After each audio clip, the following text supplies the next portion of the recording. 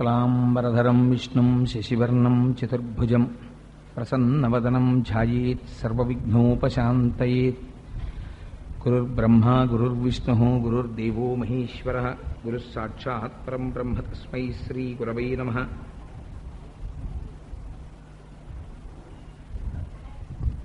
వ్యాసాయ విష్ణురూపాయ వ్యాసరూపాయ విష్ణవే నమో వై బ్రహ్మనిధయే వాసిష్ఠాయ నమో నమః. కూజంతం రామ రామేతి మధురం మధురాక్షరం ఆరుహ్య కవితాశాఖాం వందే వాల్మీకికోకిలం. శ్రుతిస్మృతిపురాణానాం ఆలయం కరుణాలయం నమామి భగవత్పాదం శంకరం లోకశంకరం. వాగర్ధావివ సంపృక్తౌ వాగర్ధప్రతిపత్తయే జగతః పితరౌ వందే పార్వతీపరమేశ్వరౌ. సూక్తిం సమగ్రేతున స్వయమేవ లక్ష్మీః శ్రీరంగరాజమహిషీమధురైః కటాక్షైః. వైదగ్ధ్యవర్ణగుణగుంభనగౌరవైర్యాం కండూలకర్ణకుహరాः కవయోధయంతి. హైమోత్థపుండ్రమజహన్మకుటం సునాసం మందస్మితం మకరకుండలచారుగండం బింబాధరం బహుళదీర్ఘకృపాకటాక్షం శ్రీవేంకటేశముఖమాత్మని సన్నిధత్తాం. మనోజవం మరుతతుల్యవేగం జితేంద్రియం బుద్ధిమతాం వరిష్టం వాతాత్మజం వనరయూథముఖ్యం శ్రీరామదూతం శిరసా నమామి. ఆపదామపహర్తారం దాతారం సర్వసంపదాం లోకాభిరామం శ్రీరామం భూయో భూయో నమామ్యహం. శ్రీరామచంద్రం శ్రితపారిజాతం సీతాముఖాంబోరుహచించరీకః సమస్తకల్యాణగుణాభిరామः నిరంతరం మంగళమాతనోతు. సింధూరారుణవిగ్రహాం త్రినయనాం మాణిక్యమౌళిస్ఫురత్తారానాయకశేఖరాం స్మితముఖీం ఆపీనవక్షోరుహాం పాణిభ్యాం అళిపూర్ణరత్నచషకం రక్తోత్పలం బిభ్రతీం సౌమ్యాం రత్నఘటస్థరక్తచరణాం ధ్యాయేత్ పరేదంబికాం. హరి ఓం. పరమేశ్వర స్వరూపమైన సభకి నమస్కారం. శివాష్టోత్తర శతనామ స్తోత్రం మొట్టమొదట నామాలని పలికిన తరువాత అప్పుడు ప్రవచనాన్ని చేసుకుందాం. ఇంచేతనంటే పరమ పవిత్రమైనటువంటి అసుర సంధ్య వేళ కనుక. ధవళవపుషమిండోర్ మండలే సన్నివిష్టం భుజగవలయహారం భస్మదిగ్ధాంగమీశం మృగయ పరశుపాణిం చారు చంద్రార్ధమౌళిం హృదయ కమల మధ్యే సంతతం చింతయామి.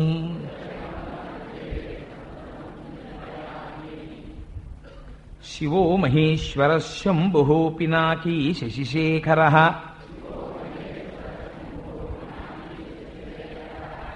దిద్దినా కూడా పొరపాట్లు పడ్డాయి. అందుచేత వాటిని మీరు దిద్దుకునే ప్రయత్నం చేయండి అమ్మా అక్కడక్కడ. వామదేవో విరూపాక్షః కపర్దీ నీలలోహితః శంకరః శూలపాణిశ్చ ఖట్వాంగీ విష్ణువల్లభః శపి విష్ణోంబికానాథః శ్రీకంఠో భక్తవత్సలః భవశర్వస్త్రిలోకేశ శితికంఠః శివాప్రియః ఉగ్రకపాలీ కామారీ అంధకాసురసూదనః గంగాధరో లలాటాక్ష కాలకాల కృపానిధిః భీమ పరశుహస్తాశ్చ మృగపాణిర్జటాధరః కైలాసవాసీ కవచీ కఠోరస్త్రిపురాంతకః వృషాంకో వృషభారూఢో భస్మోద్ధూళిత విగ్రహః సామప్రియః సర్వమయస్త్రయీమూర్తిరనీశ్వరః సర్వజ్ఞ పరమాత్మా చ సోమసూర్యాగ్నిలోచనః హవిర్యజ్ఞమయః సోమః పంచవక్త్రః సదాశివః విశ్వేశ్వరో వీరభద్రో గణనాథ ప్రజాపతిః హిరణ్యరేతా దుర్ధర్షో గిరిశో గిరీశో నగః భుజంగభూషణో భర్గో గిరిధన్వా గిరిప్రియః కృత్తివాసాః పురారాతిర్భగవాన్ ప్రమదాధిపః మృత్యుంజయః సూక్ష్మతనుర్జగద్వ్యాపీ జగద్గురుః వ్యోమకేశో మహాసేన జనకశ్చారు విక్రమః రుద్రో భూతపతిస్థాణుర్రహిర్భూత్న్యో దిగంబరః అష్టమూర్తిరనేకాత్మా సాత్వికः శుద్ధ విగ్రహః శాశ్వతః ఖండపరశుః అజపాశ విమోచకః మృఢః పశుపతిర్దేవో మహాదేవో వ్యయో హరిః పూషదంతభిదవ్యగ్రో దక్షాధ్వరహరోహరః భగనేత్రభిదవ్యక్తః సహస్రాక్షः సహస్రపాత్ అపవర్గప్రదోసంతః స్తారకః పరమేశ్వరః ఏవం శ్రీశంభుదేవస్య నామ్నామష్టోత్తరం శతం శ్రీశివాష్టోత్తరశతనామస్తోత్రం సమాప్తం.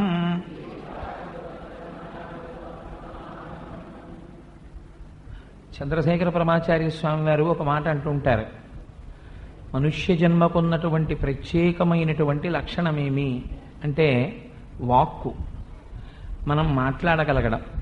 ఇవాళ ఉదయం నాకు చాలా సన్నిహితమైనటువంటి శరీర బంధువు ఒకరు విశాఖపట్నంలో చాలా అనారోగ్యంగా ఉన్నారు అని తెలిస్తే వారికి ఫోన్ చేశాను. ఫోన్ చేసి ఆవిడ ఒక్కసారి ఫోన్ ఇవ్వండి, ఆవిడ నాతో మాట్లాడతారు అంటే ఫోన్ ఇచ్చారు. నాకు అప్పుడు అనిపించింది, వాక్ అన్నది ఈశ్వరుడిచ్చిన ఎంత వరము అని. ఫోన్ పట్టుకుని నేను పిన్ని అని పిలిస్తే ఆవిడ ఓయ్ అనడానికి 1/2 నిమిషం పట్టింది ఆవిడికి. అంటే ఒకానొకనాడు ఆ వాక్కు మనం పలుకుదామన్నా కనీసం పిలిచిన వాడికి ఓయ్ అందామంటే శక్తి చాలనటువంటి రోజు ప్రతివాడి జీవితములందు ఉన్నది. అందుచేత అవకాశం ఉన్నప్పుడు అలవోకగా పలికగలిగినటువంటి శక్తి ఉన్నప్పుడు ఆ శక్తిని ఈశ్వరనామం చెప్పడానికి వినియోగించినటువంటి వాడు అపారమైన ఐశ్వర్యముండి దరిద్రం అనుభవించిన వాడితో సమానం. అందుచేత ఈశ్వరుడు వాక్కిచ్చినప్పుడు అందున పరమ పవిత్రమైనటువంటి సమయం అసుర సంధ్య వేళలో ఇంతమంది భాగవతులందరూ ఒక చోట కూడి ఉన్నటువంటి పరమ పవిత్రమైనటువంటి సమయంలో అందరం కలిసి శివాష్టోత్తర శతనామ స్తోత్రం పలికేటటువంటి అదృష్టాన్ని కలగించడం ఈశ్వరుడి యొక్క నిర్హేతుక కృపాకటాక్ష వీక్షణ మనకు నిదర్శనము తప్ప అన్యము కాదు. అందుచేత ఆ అవకాశాన్ని మనం విడుచుకోకూడదు. తప్పకుండా అందరం కలిసి పలికి తీరవలసినదే. పలికించేవాడు సమర్థుడా, వాడు చెప్పడమా, మేం పలకడమా, వాడికి ఏం వచ్చు, ఇది చూడరు. నాకు తెలుసు కాకినాడ ప్రజలు, ఇక్కడ ఉన్నటువంటి భాగవతులు, వాళ్ళ యొక్క మనస్సులలో ఇంత గొప్ప సంస్కార బీజములను నాటినటువంటి మహాపురుషుడు ఈ మధ్య కాలంలో ఇంతగా కాకినాడలో ఆధ్యాత్మిక పరిణతి పునాది ఇప్పటికీ ఇంత నిలబడిందంటే ఆ యొక్క గొప్పతనం శ్రీమాన్ శ్రీభాష్యం అప్పలాచార్య స్వామి వారి. వారు ఎదజల్లినటువంటి బీజాలు రామాయణాన్ని ఉత్తరీయంలో ఇలా పట్టుకుని వాడవాడ వీధి వీధి ఇల్లిల్లు తిరిగి అడగని వాడిది పాపం. ప్రతి చోట తన మధురాతి మధురమైనటువంటి వాక్కుతో పరమేశ్వరుడి యొక్క సౌజన్యాన్ని కారుణ్యాన్ని విశేషముగా ఆవిష్కరించి ఒక్కొక్క ఉపమానం వారు వేస్తే మనస్సు కదిలిపోతుంది.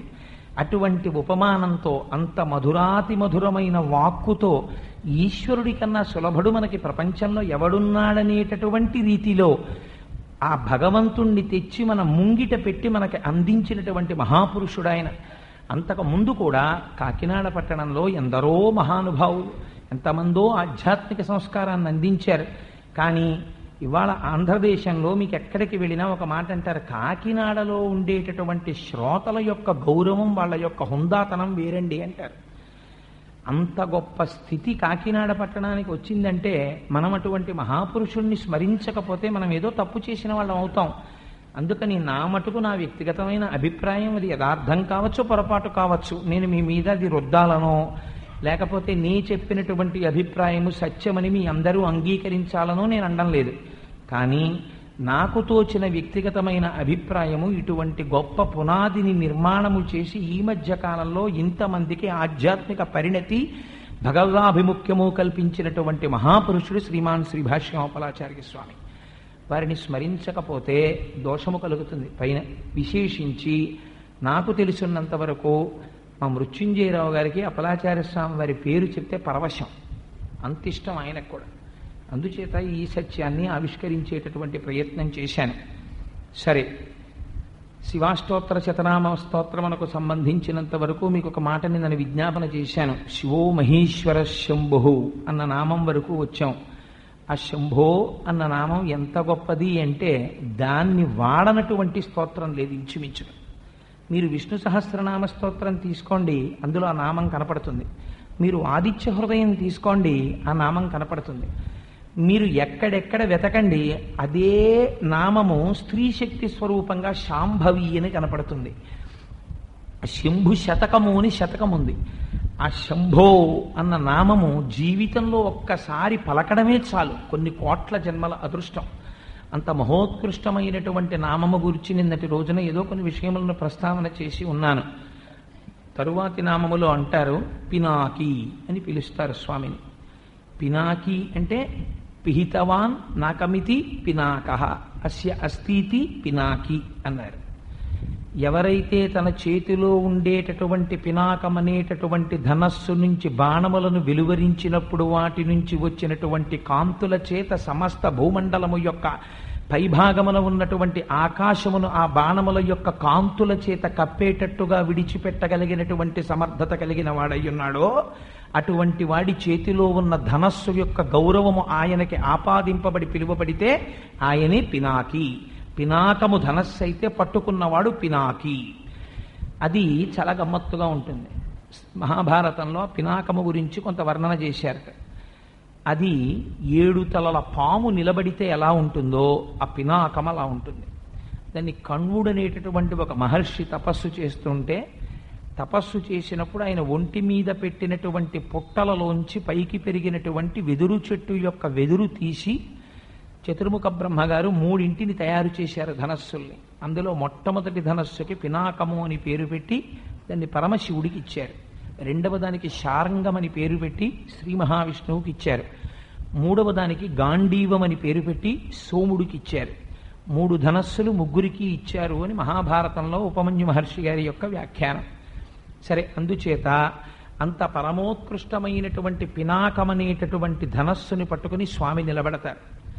అలా నిలబడితే యాతే హేతిర్మీడుష్టమహస్తే బభూవతే ధను తయాస్మాన్ విశ్వతక్ష్మయ పరిభుజ అని స్వామి నువ్వు ఏ చేత్తో ధనస్సు పట్టుకుని నిలబడ్డావో ఆ చేతిలో పట్టుకున్నటువంటి ఆ ధనస్సు నుంచి వెలువరింపబడేటటువంటి బాణములు మా రక్షణకి ఉపయుక్తములగుగాక.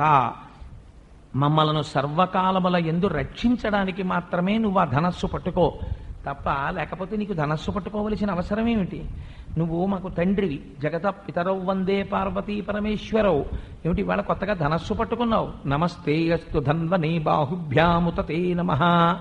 ఆ ధనస్సు పట్టుకున్నటువంటి ఆ భుజములకు నమస్కారం, ఆ ధనస్సుకు ఒక నమస్కారం. అది తీసి పక్కన పెట్టేసేయమని ముందు ఉభయతర నమస్కారములతో ప్రారంభం చేస్తారు. తరువాత ఆ రుద్రస్వరూపాన్ని కీర్తిస్తూ స్వామి నీ చేతిలో ఉండేటటువంటి ధనస్సు ఈ విశ్వమునంతటినీ కాపాడుతుంది అంటారు. అందుచేతనే పినాకము గురించి మాట్లాడుతూ పాతి జగదిది పినాకం అన్నారు. ఈ ధనస్సు సర్వలోకములను కూడా రక్షిస్తోంది అన్నారు. ఆ పినాకము యొక్క అంశ లయమైంది అన్నారు. ఇందులోకి పరమశివుడు ఒకనాడు ఎవ్వరూ పట్టుకోనటువంటి ధనస్సు ఒకటి పట్టుకుని వెళ్ళవలసి వచ్చింది. ఎందుకు అలా వెళ్ళవలసి వచ్చింది అంటే త్రిపురాసుర సంహారం చెయ్యవలసి వచ్చింది. త్రిపురాసుర సంహారం శివమహాపురాణంలో ఒక గమ్మత్తైనటువంటి విశేషం. అందులో తారకాసురుడు సంహరింపబడితే తప్ప దేవతలకు రక్షణ లేదని దేవతలందరూ ప్రార్థన చేస్తే పరమశివుని యొక్క పుత్రుడైనటువంటి సుబ్రహ్మణ్యేశ్వర స్వామి వారు బయలుదేరి తారకాసుర సంహారం చేశారు. ఆ తారకాసురుడికి 3 కుమారులు. ఒక ఆయన పేరు తారకాక్షుడు, ఒక ఆయన విద్యున్మాలి, వేరొక ఆయన కమలాక్షుడు అని 3 కుమారులు. వీరు 3 వెళ్ళి విశేషమైనటువంటి తపస్సు చేశారు చతుర్ముఖ బ్రహ్మగారి గురించి. తపస్సు చేయడానికి సంబంధించినంత వరకు ఋషులు కాని దేవతలు కాని లేకపోతే రాక్షసులు కాని ఒకేలా ఉంటారు. తపస్సు అందరూ చేస్తారు. కానీ తపస్సు చేసిన తరువాత పరమేశ్వరుడు ప్రత్యక్షమైన తదుపరి నీ పాదముల నుంచి నాకు ఎన్నడూ విస్మృతి లేనటువంటి అపారమైన భక్తి కలుగుగా కాని సాత్వికమైనటువంటి కోరిక కోరినవాడు ఎవడుంటాడో వాడు భగవంతుని యొక్క భక్తుడిగా నిలబడిపోయి కొన్ని తరముల వరకు వాడు ఆదర్శవంతముగా ఉంటాడు. కొంతమంది ఆ చేసిన తపస్సు దేనికి పనికొస్తుంది అంటే నేను మరణించకూడదు అని అడుగుతాడు. అడిగితే బ్రహ్మగారు అంటారు, ఇది కుదరని మాటయా, జాతస్య హి ధ్రువో మృత్యు ధ్రువం జన్మమృతస్య చ. పుట్టిన ప్రతివాడు వెళ్ళిపోవలసిందే. ఈ శరీరం అనేటటువంటిది ఎప్పుడూ శాశ్వతముగా ఉండేటటువంటిది కాదు. ఎన్ని శరీరములు రావట్లేదు, ఎన్ని శరీరములు వెళ్ళిపోవట్లేదు. 1,000,000 మంది వైద్యులు కూడి వచ్చిన కాని మరణమయ్యడి వ్యాధి మాన్పలేరు. లక్షాధికారైన లవణమన్నమే కాని మెరుగు బంగారంబు మింగబోడు. వెళ్ళిపోయేటటువంటి వాళ్ళందరూ వైద్య సదుపాయం లేక వెళ్ళిపోతున్నారా? ఆయన యొక్క శరీరంలో ఉండేటటువంటి రక్తం ఏ గ్రూపుకి చెందినటువంటి రక్తమో అటువంటి రక్తపు సీసాలు సిద్ధం చేసి ముందు అంబులెన్సులు, వెనక అంబులెన్సులు, పక్క ఒక మొబైల్ ఆపరేషన్ థియేటరు, ఆయన శరీరంలో 1 inch below the eye and 2 inches above the cheek స్పెషలిస్టులు, ఇంతమంది ఆయనతో పాటు వెడుతున్నా కూడా ఆయనకి మృత్యు సమయం ఆసన్నమైనప్పుడు ఆయనని మృత్యువు నుంచి తప్పించలేని రీతిలో ఆఖరి శ్వాస విడిచిపెట్టి గంధపు చెక్కలలో కాలిపోయాడేమో కానీ కాలిపోకుండా ఉండిపోయినవాడు ప్రపంచంలో లేడుగా. అందరూ వెళ్ళిపోయిన వాళ్లే. ప్రతివాడు వెళ్ళిపోవలసిందే. చిట్ట చివరికి దోచెడు బూడిద కావలసిందే. కాబట్టి ఎందుకు అడుగుతావా కోరిక? అది సృష్టి యొక్క రహస్యం, అది సృష్టి యొక్క నియమం. దాన్ని అతిక్రమించడానికి నాకు కూడా అధికారం లేదు. అందుకని నేను ఇవ్వలేను. వేరొక వరం కోరుకో అంటారు స్వామి. అనేటప్పటికీ అతి తెలివితేటలు ప్రారంభమవుతాయి. ఇంకక్కడి నుంచి రకరకాలైనటువంటి కోరికలు అడుగుతారు. ఒక ఇంట్లో చావకూడదు, బయట చావకూడదు, రాత్రి చావకూడదు, పగల చావకూడదు, పైన చావకూడదు, కింద చావకూడదు, వస్త్రంతో చావకూడదు, శస్త్రంతో చావకూడదు, బతికున్న దాంతో చావకూడదు, చచ్చిపోయిన దాంతో చావకూడదు. ఇన్ని కోరికలు అడుగుతాడు. అడిగితే ఈశ్వరుడికి తెలియదండి. అంతకన్నా తెలివైనవాడు ఆయన. ఇంట్లో కాదు, వీధిలో కాదు, గడప మీద, పైన కాదు, కింద కాదు, తొడల మీద, బతికున్నవు కావు, చచ్చిపోయినవి కావు, గోళ్ళు, నరుడు కాదు, మృగం కాదు, నరసింహావతారం, పగలు కాదు, రాత్రి కాదు, అసుర సంధ్య వేళ, ఇన్నింటికి మినహాయింపు తీసుకొచ్చి బ్రహ్మగారిచ్చినటువంటి వరము అసత్యము కాకుండా ఆయన మాట సత్యం చేసి వీడు కోరుకున్నటువంటి కోరికని అసత్యం చేసి ఏది సృష్టికి ధర్మమో ఏది సృష్టికి నియమమో దానిని నిలబెట్టి స్థితికారుడై పిండాండ రూపములో ఉన్నటువంటి పంచభూతాన్ని బ్రహ్మాండంలో ఉన్న పంచభూతాలతో చక్కగా కలిపేసి వెళ్ళిపోతాడు పరమేశ్వరుడు. అప్పుడు వీడికి చేసిన తపస్సంతా అరే రే ఎంత అమాయకంగా చేశానరా, ఇంత తపస్సు చేసి ఎందుకు చేసినట్టుని ఏడుస్తాడు. త్రిపురాసురులు చేసినటువంటి తపస్సు కూడా అంతకు మినహాయింపేం కాదు. వాళ్ళు కూడా బ్రహ్మాండమైన తపస్సు చేశారు. చతుర్ముఖ బ్రహ్మగారు ప్రత్యక్షమయ్యారు. ఏం కావాలని అడిగారు. మేము చచ్చిపోకూడదు అన్నారు వాళ్ళు. అది కుదరదయా, ఇంకో మాట అడుగన్నారు. అంటే వాళ్ళు అన్నారు, అయితే మాకు ఒక అవకాశం ఇయ్యి. మా ముగ్గురికి 3 పురాలు ఉండాలి. ఎవరి పురం వాళ్ళదే. మేము ఒక ఫ్లాట్లో అడ్జస్ట్ అవ్వం. ముగ్గురికి 3 పురాలు ఉండాలి. ఒకటి బంగారుపురం ఉండాలి, ఒకటి వెండిపురం ఉండాలి, ఒకటి ఇనుపపురం ఉండాలి. 3 పురాల్లోనూ మేము ఎక్కి తిరుగుతుంటాం. అవి ఎప్పుడు వాటిలో సమస్త సౌకర్యములు ఉండాలి. వనములు ఉండాలి, ఉపవనములు ఉండాలి, ఉద్యానవనాలు ఉండాలి, జలాశయాలు ఉండాలి, జలపక్షులు ఉండాలి, పూల తోటలు ఉండాలి, పళ్ళ చెట్లు ఉండాలి, విహరించడానికి వనాలు ఉండాలి, సమస్తమైనటువంటి సౌకర్యములు ఉండాలి. దేవేంద్రుడు దాని జోలికి రాకుండా ఉండాలి. అవి తిరుగుతూ ఉండాలి. అంత గొప్ప పురములను మాకి మేము 3 ఎక్కి తిరుగుతాం అయితే ఎప్పుడో అప్పుడు చచ్చిపోవాలని నువ్వు అంటున్నావు కదా, అందుకు నీకేమేమో వరం ఇచ్చినట్టు చెప్పేస్తాను, రాసుకో. ఎప్పుడు మేము చచ్చిపోతామో తెలుసా? 1000 దేవతా సంవత్సరములకు ఒకే ఒక్కసారి పుష్కళావర్తక మేఘములు వర్షిస్తూ ఉండగా మిట్ట మధ్యాహ్నం వేళ అభిజిత్ లగ్నంలో పుష్య నక్షత్రంతో చంద్రుడు కూడి ఉండగా, ఇంతకు ముందు ఎప్పుడూ యుద్ధానికి రావడానికి అలవాటు పడి శత్రు సంహారం చెయ్యడం అనేటటువంటి తన ధర్మముగా భావించినటువంటి వాడు సృష్టిలో ఇతపూర్వమెన్నడూ లేనటువంటి ఒక గొప్ప ధనస్సును పట్టుకుని, ఇతపూర్వం సృష్టిలో లేనటువంటి ఒక గొప్ప రథాన్ని ఎక్కి, సృష్టిలో ఇతపూర్వం లేని బాణాన్ని, ఒకే బాణాన్ని సంధించి, దేవతా సార్వభౌముడైనటువంటి వాడు వచ్చి బాణాన్ని విడిచిపెడితే ఆ ఒక్క బాణం తగిలి మేము చచ్చిపోతాం, ఆ బాణం పోతే మళ్ళీ మేము బతుకుంటాం, అలా వరం అన్నారు. ఎప్పుడో అప్పుడు ఎలాగో అలా చేస్తామన్నారుగా. అందుకని ఆయన పరమశివుణ్ణి మనస్సులో తలుచుకుని తదాస్తు అని హంసనికి వెళ్ళిపోయాడు. ఇంకా మొదలు, ఇంకక్కడి నుంచి వీరంగం ప్రారంభం. ఇంకా కనపడ్డవాడినల్లా బాధ పెట్టడం. ఏమిటి ధైర్యం? సావన్నది లేదు కాబట్టి.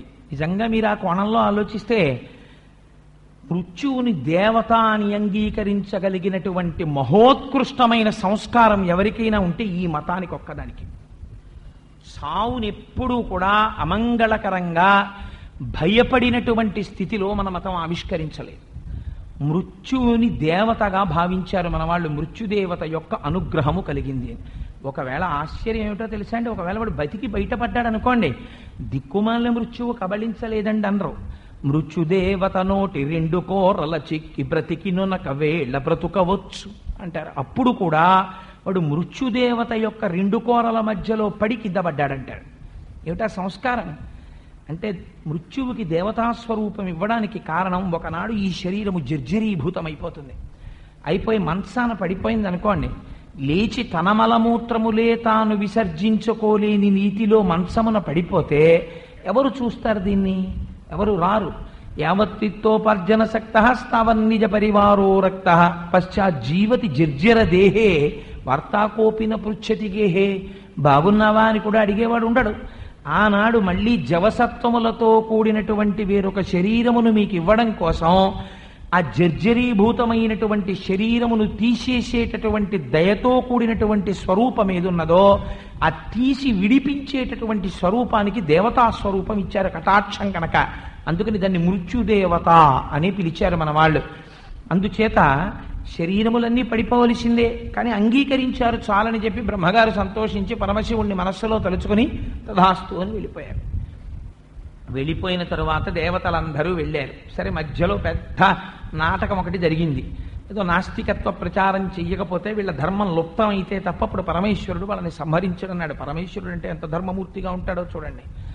అవతలవాడి యందు సంహరించడానికి తగినంత పాపము లేకపోతే పరమేశ్వరుడు కూడా వాడి జోలికి వెళ్ళాడు. వాడి పాపము వాడికి పండాలి.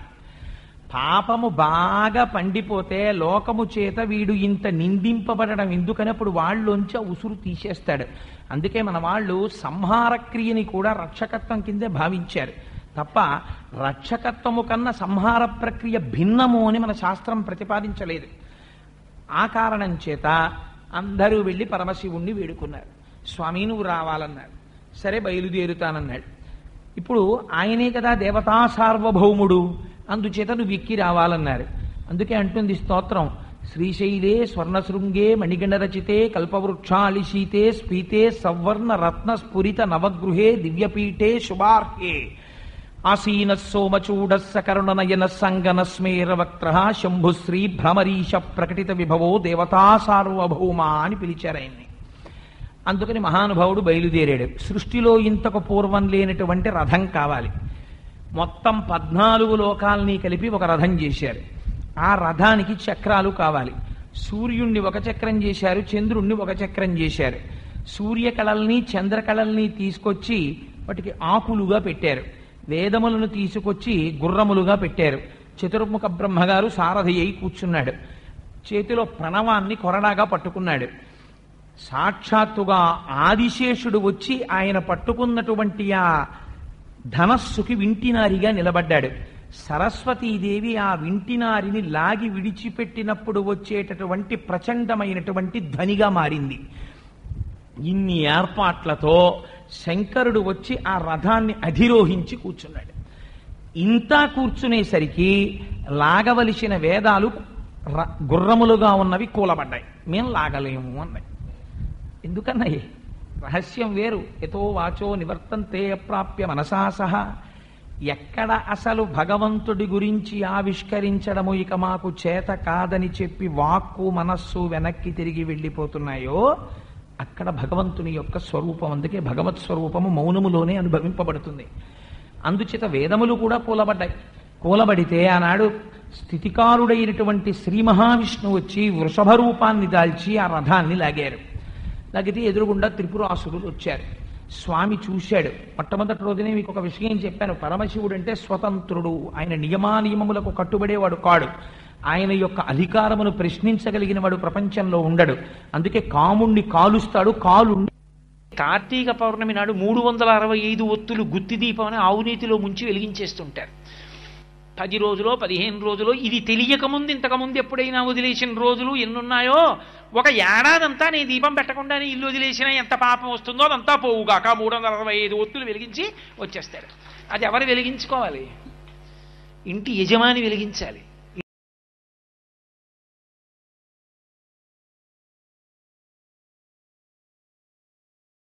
ఈశ్వర సేవ మానవద్దు, శివార్చన మానవద్దు, శివాలయానికి వెళ్ళడం మానవద్దు అని చెప్తారు పెద్దలు.